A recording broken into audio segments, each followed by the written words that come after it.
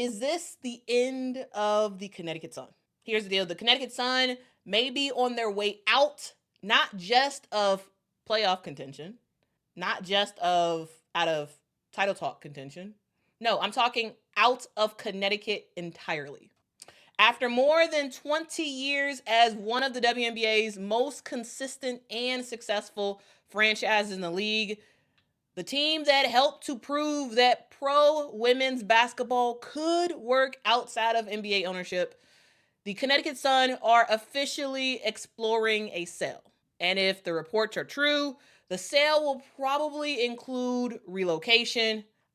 And in a lot of ways, this is way more than just a headline. This is massive news. But to truly understand how big of news this is and what truly is at stake, you have to first understand how rare and how groundbreaking this Connecticut Sun team has always been, basically, since the beginning. This is a groundbreaking, rare team.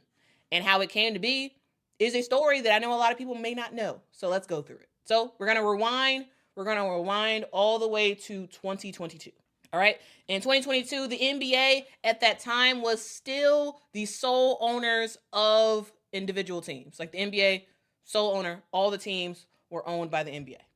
And in 2002, the NBA Board of Governors ended up voting to restructure the WNBA to allow individual team ownership, including ownership to non-NBA owners. The league also divested their ownership of WNBA franchises, which meant a move that sent several teams to be sold to either their NBA counterpart or an independent third party, or completely shutting down. And that third option of completely shutting down was originally going to be the fate of the Orlando Miracle. The reason why was because the Orlando Magic and their team owner, Rich DeVos at the time, he was not interested in keeping the Orlando Miracle. He loved the Magic. The Magic was doing great. He was like, you know what, NBA? I know y'all want the team, the local ownership groups to own the WNBA team, but I don't want the Miracle. I don't. And so with Rich DeVos saying no for Orlando Magic ownership of the Miracle and no other local ownership group emerging, it looked like the Orlando Miracle were about to fold. They were about to fold as a team and just become a blip in the WNBA's history. But the Orlando Miracle ended up getting a second chance. And that second chance came from the Mohegan Tribe. So the Mohegan Tribe, they're the owners of the Mohegan Sun Casino in Uncasville, Connecticut. This is a location that was different, definitely different. But the tribe decided that, you know what, we want to become an owner of a pro team. The Orlando Miracle is a team that's up for sale. We think we're going to buy it and we're going to make some stuff happen. This is a tribe that owned the casino. They had a brand new arena. The state had a growing appetite as a whole when it came to women's basketball, thanks to the University of Connecticut. Gina Uriam and the players over there, they made UConn into a legacy place when it came to women's basketball. And the state of Connecticut all benefited from that. And the tribe, they had a bold vision to become the first Native American tribe to own a pro sports franchise. The tribe ended up deciding to buy the Orlando Miracle for $10 million, and they relocated the team to rural Connecticut, which is Uncasville, Connecticut. And just like that, the Connecticut Sun was born. And here's the deal, guys. At the time, this was a very controversial thing. Now, looking back on it, you may be like, what's controversial about a Native American tribe? What's controversial about a casino owner? What's controversial about them owning a WNBA team? What's controversial about that? Well, to understand, we have to go back to when this team was sold. This team was sold in the early 2000s. Sports betting was very much frowned upon when it came to American pro sports, especially the NBA. the NBA was allergic to sports betting. Now they love it. Now, basically, you watch NBA or WNBA game, all you see is sports betting ads. But at the time, this was not a thing. This was not seen to be family friendly. This was not seen to be good for business, and it was very much frowned upon. So, they said that the affiliation with the Mohegan Tribe and the casino that they own would taint the league's wholesome image. Also, some people felt that the team would suffer because families would not want to take their kid through a maze of smokers, gamblers, and slot machines walking towards a game because the arena is inside of the casino. So there were quite a bit of people who had a lot to say about the decision to sell the Orlando Miracle to the Mohegan Tribe. And at the time, here's what Val Ackerman said. Val Ackerman was the WNBA president at the time, and she said, among other things, the casino here does not accept any form of sports betting, so that aspect didn't present any problems for us. So even though people had overall issues about it being in a casino and that sort of being a part of the ownership group, even though it's in the middle of nowhere, because the casino did not allow sports betting at the time, the WNBA and the NBA was like, you know what? Yes, we're going to make this thing happen. This is a team. This is a group that actually wants this team. This way, this team does not have to completely fold, and they don't allow sports betting. So it should be okay. Everything should be okay. And then we add on to the fact that it actually took a long time to get this deal sold, right? It took a while to get this deal done. So much time, in fact, that the deal was not completed until January of 2003. And that is, if you just do the numbers, like that's 4 months before the start of the 2023. That was just 4 months before the start of the 2003 season. So there was a whole bunch of doubt, a whole lot of stuff riding on this launch of this new team, or relocated team, but basically brand new team, because this is going to be a team in a small market. It's going to be a casino venue. It's going to be a team with no NBA tie, and they're going to have a short launch time of just 4 months to get everything set to go to launch your new team. But the Mohegan Tribe made it work. And enter the rise of the Connecticut Sun. Now, guys, I'm going to get to your comments in just a second. Yeah, and again, guys, 2003. If I meant to say 2003. If I said 2023, I meant 2003. Anyway, I will get to y'all comments in just a sec. But again, as I'm going through this, let me know what's some new stuff that you heard and you was like, what? I didn't know that. That's interesting. I didn't know that. Anyway, because I love history. Okay. All right. So insert the rise of the Connecticut Sun.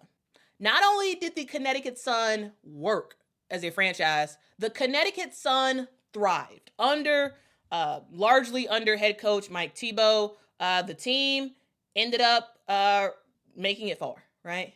In the first season of the team's existence, they made it to the Eastern Conference Finals. That's in year one. Normally, in the first year of a new team, usually they're bad. They're not very good. But in year one, this team made it to the Eastern Conference Finals. And then the second year in their existence, they made it to the WNBA Finals. Not just in 2004, but also in 2005 as well. In only their second and third year in the league, the team made it to the finals.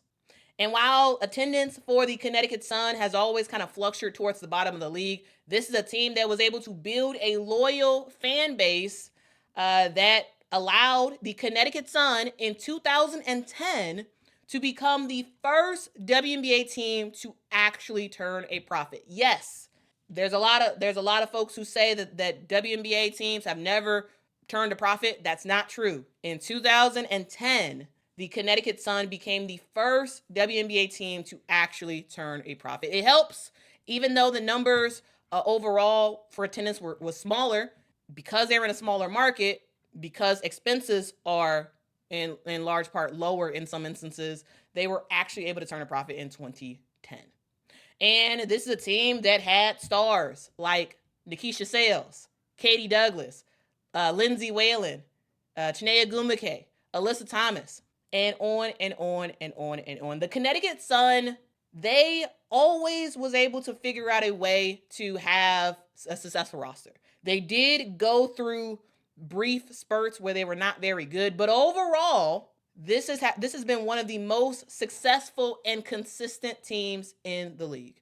Now, you want me to go through the numbers? Let's go through the numbers. Okay, 16 playoff appearances for the Connecticut Sun.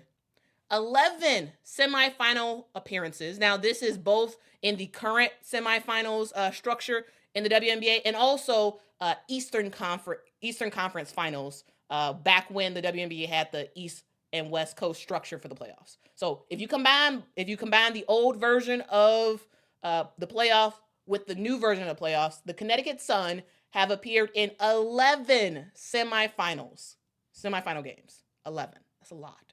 All right. Also, this is a team that has appeared in 4 WNBA finals. Now, this is one of the teams that, despite a lot of winning, despite a lot of success, this is still one of the teams that does not have a WNBA championship. Right? That's the one claim to fame that Connecticut has not been able to showcase. But in just about every other metric, this team has been successful on the court, right? So on the financial side, you turn a profit. And on the court, you win a whole bunch of games. That shows some pretty good success for the Connecticut Sun and showed that the decision to tread this new ownership path was not just a novelty act. This was a blueprint of sorts for how independent ownership could work in the WNBA, because at the time, the Connecticut Sun was the first independent owner. Not only was this the first Native American ownership, not only was this the first WNBA team in Connecticut, this also was the first non-NBA franchise-owned team. This was owned by an independent group. And at the time, there was a lot of question marks when the team was first sold about, would this actually work? Can this work? Can a non-NBA backed group actually successfully run a WNBA team? And the answer to that is yes. Yes, they can. But here's the issue. Because in order to get to where we are now, we have to understand the past and then weave our way to current day. Okay? The issue is that same blueprint that was successful in order to turn a profit and whatnot, and to find some success, that same blueprint is now being questioned because the league has changed. Times have changed. Today, the WNBA is a star-driven league that is growth-focused and market-hungry. This means cities like New York, Las Vegas, and the Bay Area, they overall offer players, I should say, a whole lot, right? Brand opportunities, visibility, easier travel, better amenities, and more and more and more and more. So all of these bigger markets have so much to offer players. And for Connecticut, well, it's a different world. The Connecticut Sun operate in the league's smallest media market. The arena is nice, but the practice facility is pretty terrible. According to a whole bunch of players, the team shares a community gym with public events. The team has literally had to prep for a playoff series on half of a court because the other side was being taken up by, what was it, a 2-year-old birthday party? It's wild. Alyssa Thomas talked about it, quite a bit. Talked about the situation in Connecticut. She said that traveling for the Sun is the worst travel in the WNBA. She said their travel schedule was brutal. It was terrible. No one really liked being in Connecticut. While Connecticut was a successful team on the court, the players were not happy with the overall situation. They weren't happy about the travel overall. They were not happy about the practice area, and they were just not happy about the investments that the team gave the players. because they saw other teams investing and launching new stuff and doing all this new stuff, and then they looked at Connecticut and nothing was really happening, right? Dejanay Carrington, now with the Dallas Wings, but she said there were even times where they would stay at airports or stay at hotels close by the airports instead of their own apartment so they can make early flights the next day, because it is far from it's a significant trek to go from the Connecticut Sun Arena to a reasonable airport. So while other franchises like Vegas, Seattle, Phoenix, and so on and so forth are building new practice facilities and making investments up the wazoo, the Connecticut Sun was falling far, far, far behind. So let's talk about why. Why is this sale happening right now? Well, it's about the money, honey. It is about the money, honey. According to reports from Sportico, the Mohegan Tribe has hired Allen and Company to explore selling the Connecticut Sun, and they are not just looking for investors. This is expected to be a control sale, which means that the buyer would have full authority to move the team. Now, if someone's going to buy this team, they're going to move it because Connecticut just in the future doesn't make a ton of sense in terms of a place where you can make a lot of money in a decent amount of time. Now, potential destinations, well, there's a lot of them, right? The list includes Boston, Philadelphia. There are some cities who have already bid on WNBA expansion teams. And you could see why there could be a lot of interest in the Connecticut Sun. And you can see why the Connecticut Sun are actually making the decision to actually sell this team now. The reason why is because just look at the payday that they can possibly get. The Golden State Valkyries paid $50 million in 2023 to get their new team. Now, at this point, this seems like a bargain. $50 million, because if you compare that to Portland, who reportedly paid $125 million, that's a huge bargain, right? And Portland, they start playing in 2026 with a team name that is still TBD. We'll see what their name is. I didn't put Toronto in here, but Toronto, their price tag was pretty up there as well. And then we look at Cleveland. Supposedly, according to a front office sports scoop, here's the thing that I find hilarious. This is a quick segue from this conversation. Quick segue, and I'm gonna come right back. So, front office sports, they hired Annie Costabile. She was at the Sun-Times. Now she's at front office sports, and she wrote an article. It was her and somebody else. I forgot the other person's name. They wrote an article talking about this potential sale, and then it just randomly dropped in some random information that I was just like, what? Here's the deal. It seems like Annie Costabile is always dropping in random scoops inside articles, just like burying a random scoop that no one ever heard of, and just buries it in a article, and you're reading it and you're like, what? That's wild. According to an article by Front Office Sports, Cleveland is looking to have a franchise, and they're likely to be awarded the next franchise for the WNBA, and that's going to hit around $200 to $250 million. And I was just like, wait, what? When did I did not realize that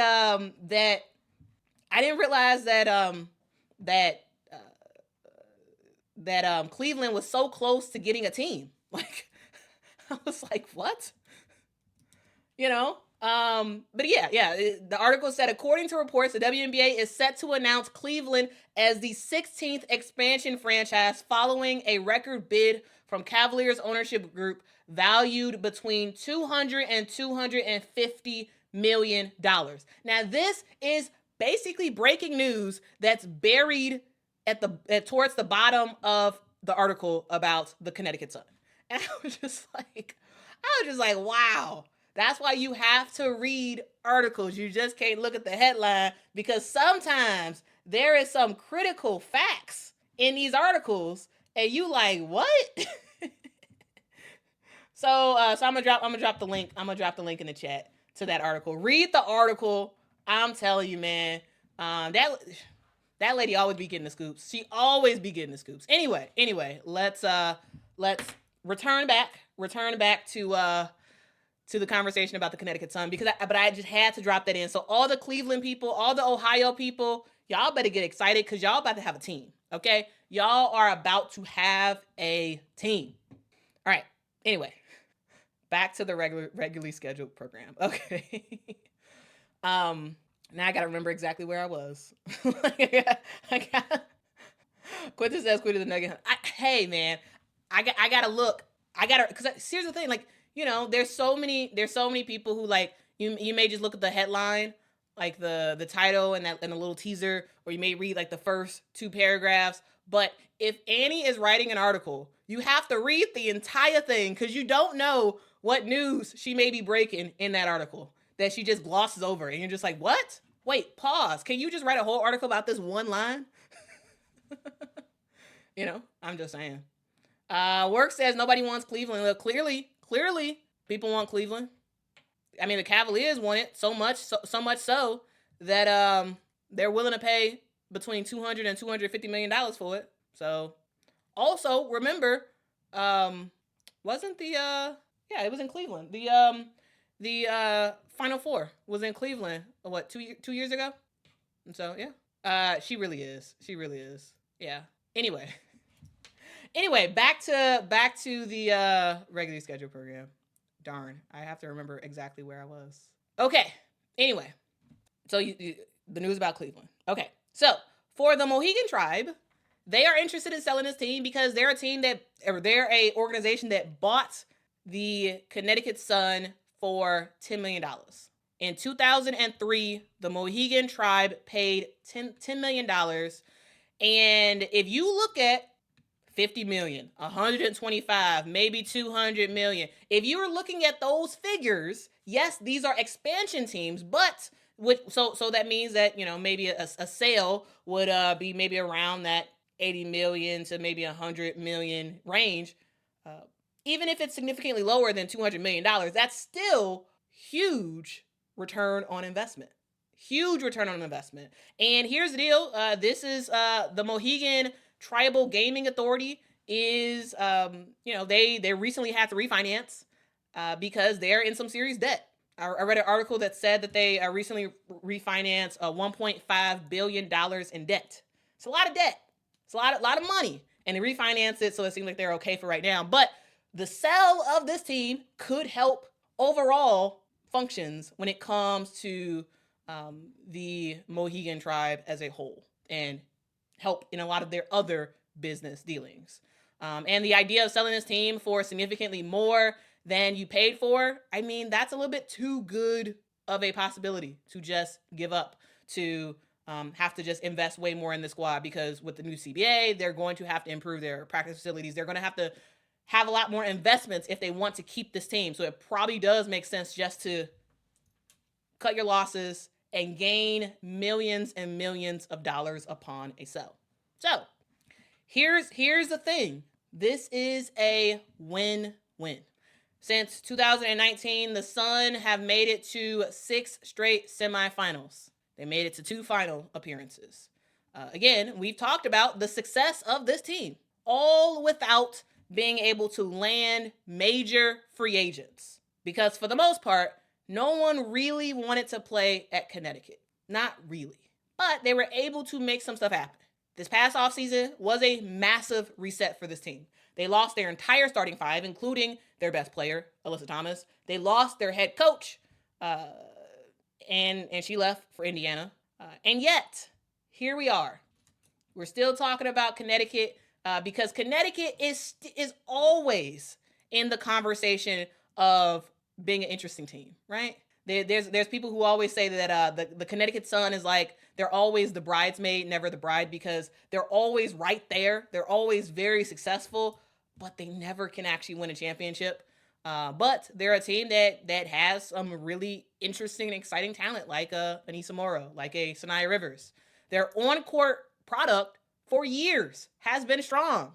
And yes, while they don't have the most fans in the WNBA, their fans are loyal. And that's all and good, all well and good. But overall, the infrastructure of this team needed work, serious work. And on the business side, things may have finally just caught up with them. So, what now? What happens next? Well, no deal has been finalized just yet. No buyer has been named, but we do know that Allen and Company was the organization that was hired to start shopping this team. Neither Allen and Company nor the Connecticut Sun have publicly spoken about this yet. Once they do, I will make sure to make an update and let you all know what's going on. But what we do know is that the league wants growth.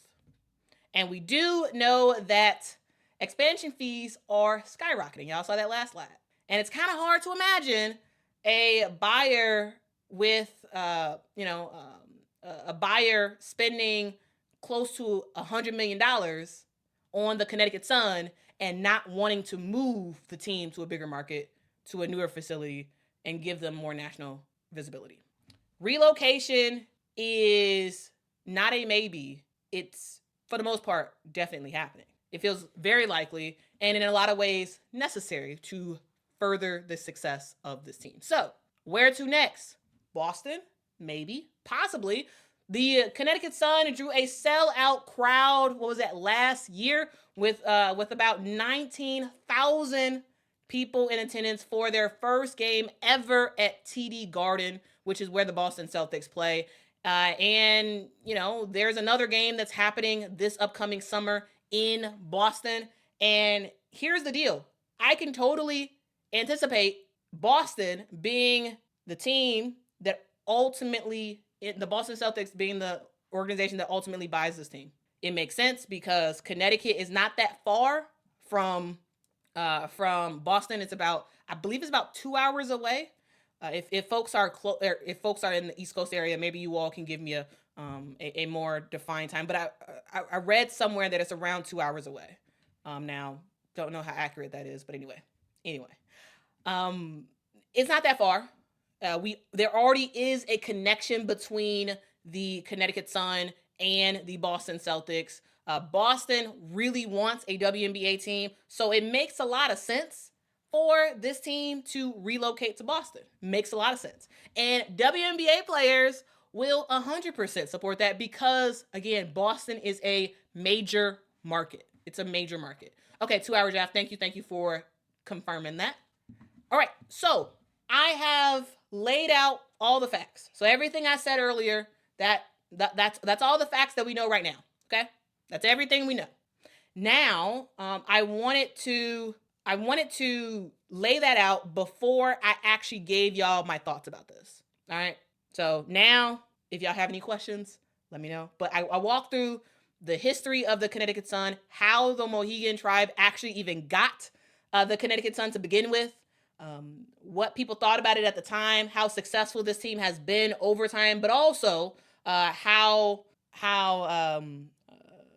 while they've had success on the court, it has not totally led to investments off the court for the team. I've talked about all that stuff. So with all that being said, here are my actual thoughts about this. All right. So I'm double-minded by this whole thing. I am double-minded. I am of two minds about this whole thing because on one hand, Connecticut is proof that a small market can and will work if you work it. The fans did show up year after year. Yes, it's on the smaller side in the league. Yes, it is. But they were consistent.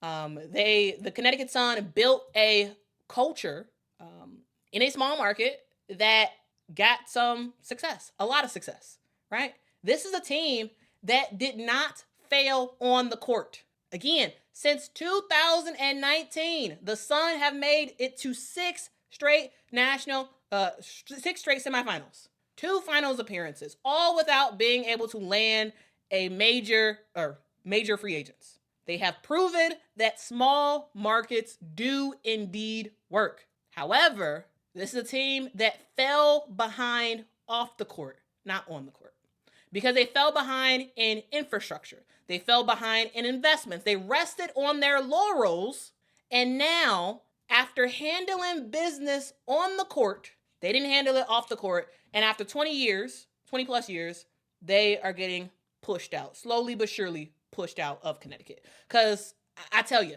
this is a very timely exploration for a sell because the new CBA is coming and players are mad about the situation in Connecticut. If the mass exodus didn't tell you anything, it tells you that players are fed up. They're fed up. They're done with sharing a 2-year birthday party, sharing the court with a.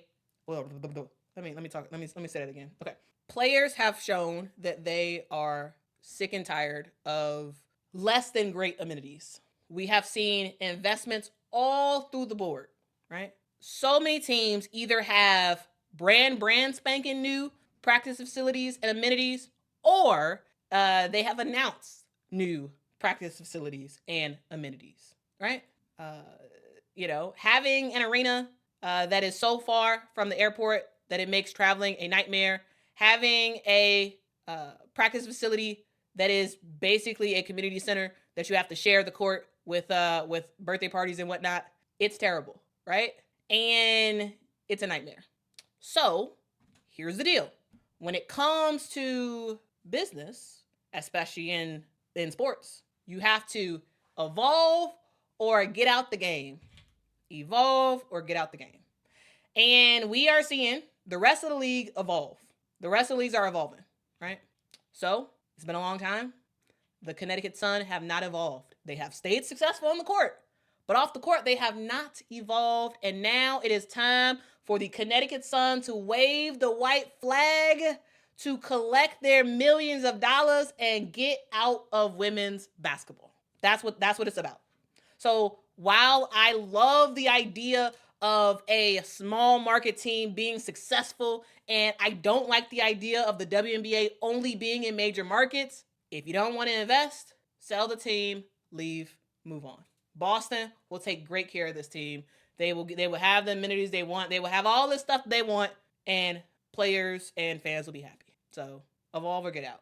And seems like the Mohegan Tribe is going to be getting out with a very substantial payday, might I add. So that's what I have to say. That's my thoughts on this. Now, your thoughts. I want to hear what you have to say. Let me know your opinions. Should the Connecticut Sun team be sold? Should it be sold? And if it is sold, should they relocate? And if it does relocate, where should they go? Drop your comments in the chat. Drop it in the comments section if this is after the stream. Yeah, I'm just curious to hear what you all have to say. Also, guys, did y'all learn anything? Did y'all learn anything about the Connecticut Sun? Was this even interesting? I don't know. I'm curious, but I tell you this, guys. When I tell you, I had so much fun doing research for this live stream. I had so much fun.